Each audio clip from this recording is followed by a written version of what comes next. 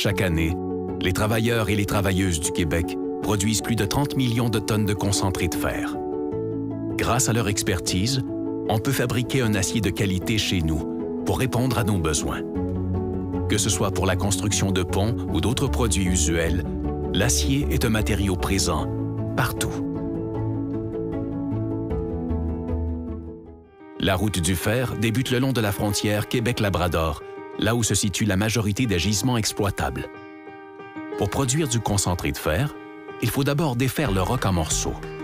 À la mine de Mont-Wright, à Fermont, on utilise une émulsion explosive que l'on injecte dans des trous de forage.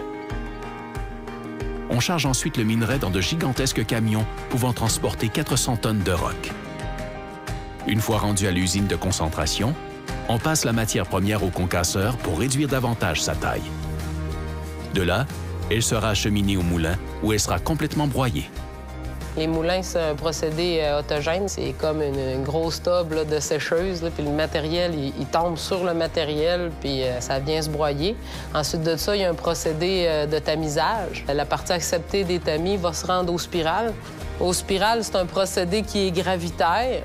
Puis ensuite de ça, c'est centrifuge. Comme on le sait, la particule de fer va être plus lourde que les résidus.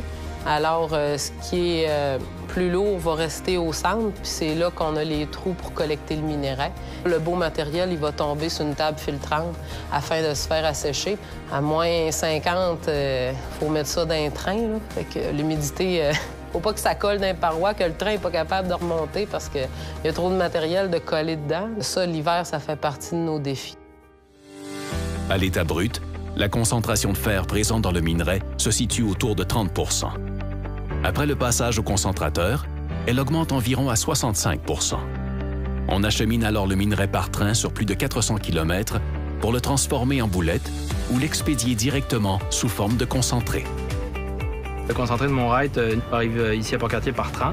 Quand il alimente l'usine, on est obligé de le rebroyer, même s'il y a une activité de broyage qui a déjà été faite au Mont-Wright. Typiquement, il arrive avec la taille des grains de sable, puis nous, on le broie jusqu'à la taille de la farine, à peu près. Puis une fois qu'on va avoir cette farine-là, mélangée avec d'autres additifs, la plupart du temps, c'est des additifs minéraux. On va les mettre dans des disques de bouletage. Par un effet de boule de neige, on va avoir les boulettes qui vont se former puis qui vont grossir tranquillement en diamètre. Quand les boulettes vont avoir la bonne taille, on va ensuite les tamiser, les mettre sur des petits chariots qui sont montés sur des rails. Puis ces chariots-là vont passer à travers une fournaise qui monte jusqu'à 1350 degrés Celsius. Puis au bout de ce processus de cuisson-là, le produit est fini. Donc on a une boulette avec les caractéristiques physiques, chimiques et métallurgiques que nos clients demandent. L'acier est présent partout dans notre vie. Là. On a juste à y penser, mais on utilise notre voiture pour aller au travail le matin, on mange avec des ustensiles, on vit dans des bâtiments qui, pour la plupart, ont des armatures en acier. Puis ça fait des décennies que tout le monde, il y a beaucoup de personnes qui ont essayé de battre l'acier sur son propre terrain, c'est-à-dire de proposer un nouveau matériau qui est capable d'être plus efficace, moins dispendieux, avoir moins d'impact environnemental. Jusqu'à présent, la démonstration n'a pas été faite. Il ne faut pas prendre l'acier comme étant un vieux matériau, même s'il a été inventé au 19e siècle. Aujourd'hui, on continue encore à l'améliorer, à diminuer son empreinte. En arrière de toutes ces minières-là, il y a des individus, il y a des gens qui travaillent comme moi, comme mes collègues. Puis ces personnes-là ont une conscience environnementale et écologique. Moi-même, je suis jeune père de famille. J'ai un fils qui a à peine 14 mois. Fait que moi aussi, là, je veux être capable de lui léguer une planète en bon état.